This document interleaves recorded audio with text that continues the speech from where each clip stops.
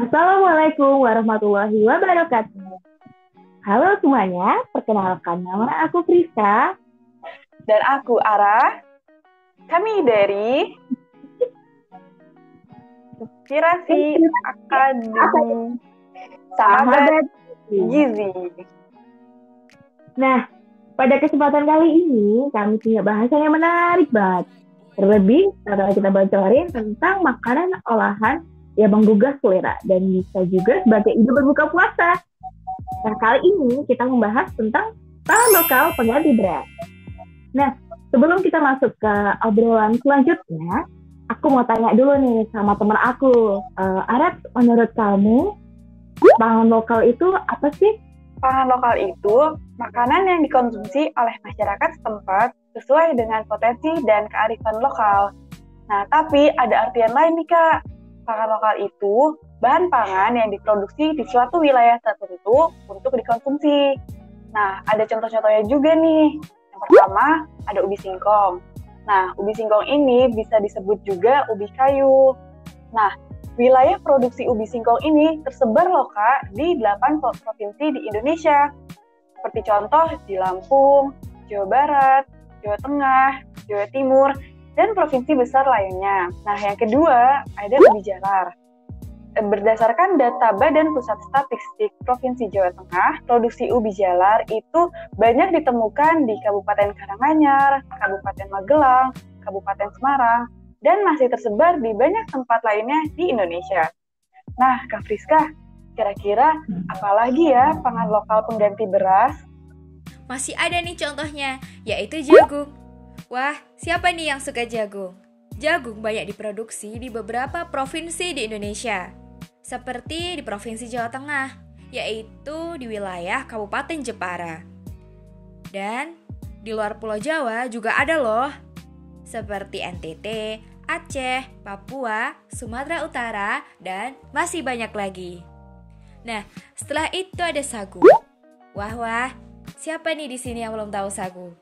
Sagu banyak diproduksi terutama di wilayah Papua, Bali, Riau, Aceh, dan Sulawesi Tengah. Wah, berarti banyak juga ya, Kak, pangan lokal yang dapat mengganti beras sebagai sumber karbohidrat. Tapi nih, Kak, kan tadi udah menyebutkan contoh pangan lokalnya.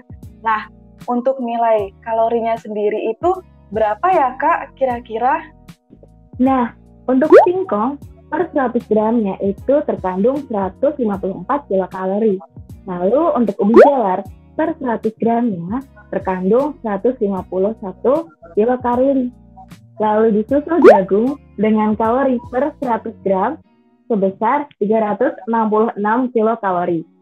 Sedangkan untuk sagu memiliki nilai kalori sebesar 350 kilokalori. Jadi di sini nilai kalori bahan pangan per 100 gram yang lebih besar yaitu jagung. Begitu, Arat. Wah, jadi kebayang, Kak, kalau kita ngasup salah satu bahan pangan yang sudah disebutkan tadi, kita bisa sama kenyangnya ya, Kak, kalau kita makan nasi, karena nilai kalorinya itu hampir sama. Betul sekali, Arat. Jadi makanya tidak hanya beras aja sebagai sumber karbohidrat, tetapi masih banyak sumber pangan lokal yang lain yang memiliki nilai energi yang tinggi, yaitu tinggi karbohidrat yang pasti. By the way, Arat, tahu nggak sih manfaat kita konsumsi pangan lokal yang kita sebutin tadi? Tahu dong, Kak. Dalam singkong nih ya, contohnya, itu tuh memiliki manfaat menurunkan tekanan darah tinggi, mencegah kanker usus, karena singkong sendiri itu kaya akan vitamin C. Nah, juga indeks glikemik dari singkong ini itu rendah loh, karena di bawah 55. Dan juga singkong termasuk rendah lemak dan bebas gluten, jadi aman dikonsumsi. Nah, untuk ubi jalar itu juga nggak kalah banyak manfaatnya. Contohnya, ubi jalar itu ada kandungan antioksidan di dalamnya. Lalu juga bisa mencegah kanker, melindungi kerusakan hati, jantung, dan stroke, dan juga terdapat kandungan antosianin yang dapat mengoptimalkan fungsi sel dalam tubuh serta menghambat proses penuaan. Nah, Arat, aku juga mau nambahin tentang jagung ya. Di sini jagung juga punya loh banyak manfaat. Misalnya mencegah resiko kanker, menjaga kadar kolesterol, serta gula darah. Terus juga bisa mencegah obesitas, memperlambat penuaan dini. Nah, yang terakhir nih, sagu juga punya banyak manfaat, yaitu mencegah kanker kolon, mengatasi kadar kolesterol, serta bersifat gluten. Nah, juga terdapat kandungan pati yang tahan cerna. Begitu. Oh, gitu ya, Kak. Jadi, memang ternyata banyak banget ya manfaat dari pangan lokal yang tersebar di seluruh Indonesia.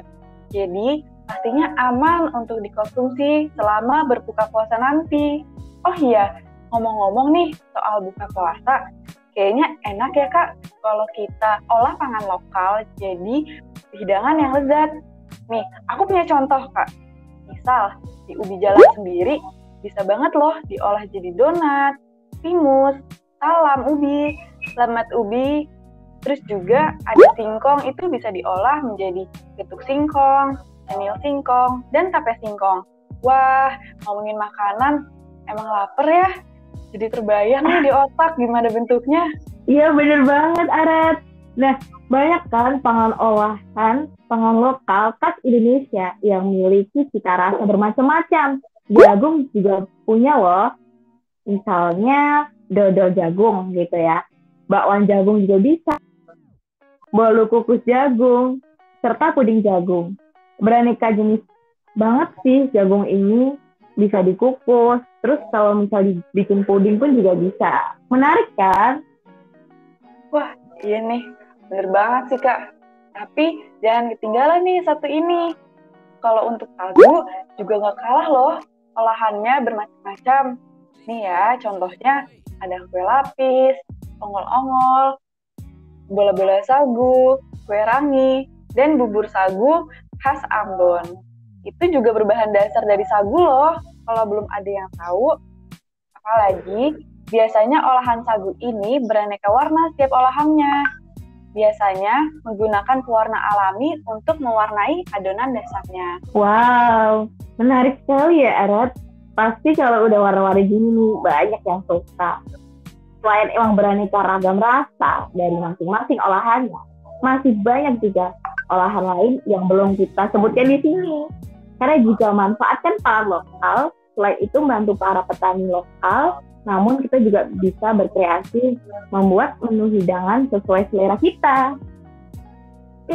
Iya Kak, bener banget. Karena masih banyak pangan lokal yang aman untuk dikonsumsi dan tersebar juga di seluruh Indonesia. Jadi bukan cuma yang kita disebutkan di sini, tapi pasti setiap daerah ada produksi pangan lokal dari petani setempat.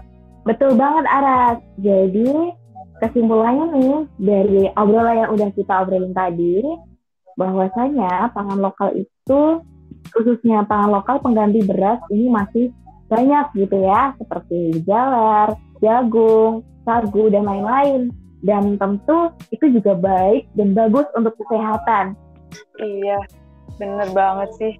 Oh iya, kan kesimpulannya udah ya. Mungkin juga udah cukup kali ya Kak, kita bahas pangan lokal untuk pengganti beras. Jadi, teman-teman, jangan lupa ya, setelah ini untuk like, komen, dan subscribe untuk mengetahui info selanjutnya. Nah, kami berdua mau izin undur diri. See you dari kami. Inspirasi Akademi Sahabat Gizi. Wassalamualaikum warahmatullahi wabarakatuh.